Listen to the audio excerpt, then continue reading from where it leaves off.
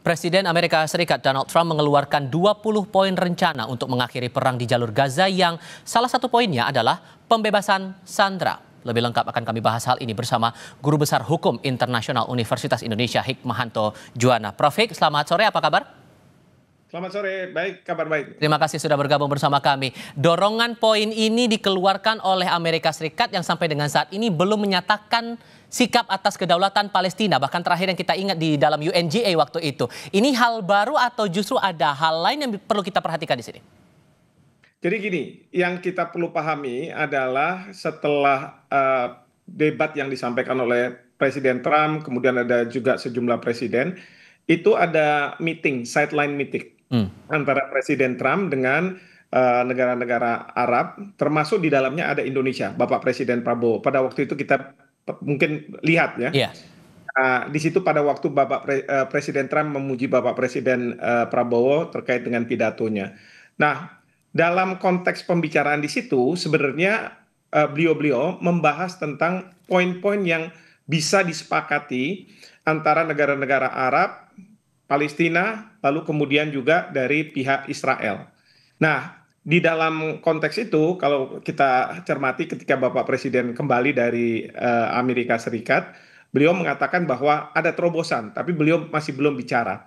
Nah, dalam konteks terobosan itulah sebenarnya ini yang hari kemarin ini Presiden Trump bertemu dengan Perdana Menteri Netanyahu untuk membahas tentang proposal yang sudah dibahas dengan negara-negara Timur Tengah, dengan termasuk Indonesia, untuk disampaikan kepada Perdana Menteri Netanyahu.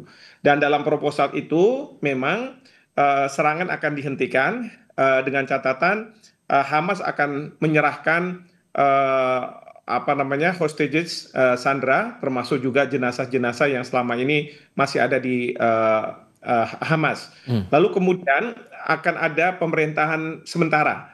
Ya, pemerintahan sementara kalau kita lihat di media ada yang mengatakan Tony Blair yang akan memimpin atau siapa dan lain sebagainya. Yeah. Nah, tapi pemerintahan sementara ini mempersiapkan agar Palestina menjadi sebuah negara.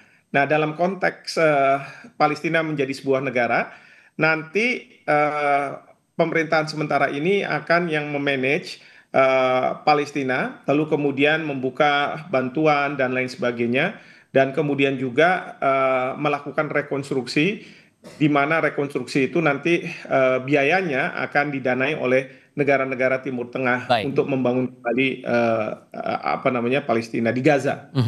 Tapi kalau mencermati poin ke-9, Gaza akan diperintah di bawah pemerintahan transisi sementara dalam sebuah komite Palestina yang diketuai dipimpin langsung oleh Presiden Amerika Serikat Donald Trump.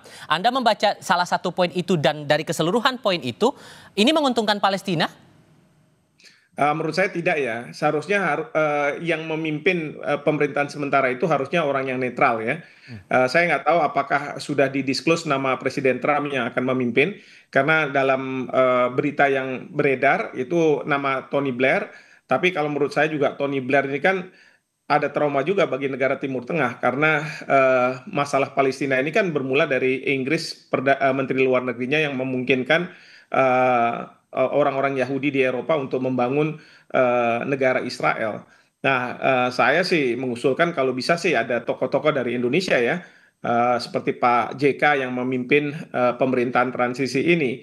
Bahkan kalau perlu mungkin Pak SBY karena sudah punya pengalaman memerintah suatu negara begitu. Jadi ini yang kita masih belum tahu, yang belum diumumkan. Tapi saya yakin setelah pertemuan antara Presiden Amerika Serikat dengan Perdana Menteri Netanyahu, ini akan disampaikan. Ada yang mengatakan 20 poin, tapi ada juga yang mengatakan 21 poin. Sehingga singkatnya, Prof, kalau Anda melihat ini masih belum sepenuhnya menguntungkan Palestina, maka kedepannya harus mempertimbangkan apa lagi selain masalah keketuaan pemerintahan transisi itu, agar dua-duanya diuntungkan nih, terutama Palestina yang sampai saat ini masih banyak korban berjatuhan. Yang pasti adalah Palestina akan segera dimerdekakan ya setelah ada pemerintahan transisi ini, dan itu sudah disepakati, artinya Israel yang akan mengakui Palestina menjadi sebuah negara merdeka. Nah, tapi ada keberatan-keberatan ketika pemerintahan berikutnya ini akan diisi oleh Hamas. Dari pihak Fatah, Presiden Abbas mengatakan bahwa Hamas tidak akan ikut serta. Nah, kita nggak tahu seberapa jauh Hamas akan ikut serta, dan kemudian juga bagaimana peran Iran ya yang biasanya akan membantu Hamas kalau misalnya ada serangan-serangan Hamas ke Israel seperti itu. Proyeksi Anda Indonesia akan merespon bagaimana dengan 20 atau 21 poin ini? Saya rasa akan responnya positif ya, karena Bapak Presiden mungkin sudah diberitahu oleh Presiden Trump ketika pertemuan sideline di Perserikatan Bangsa-Bangsa.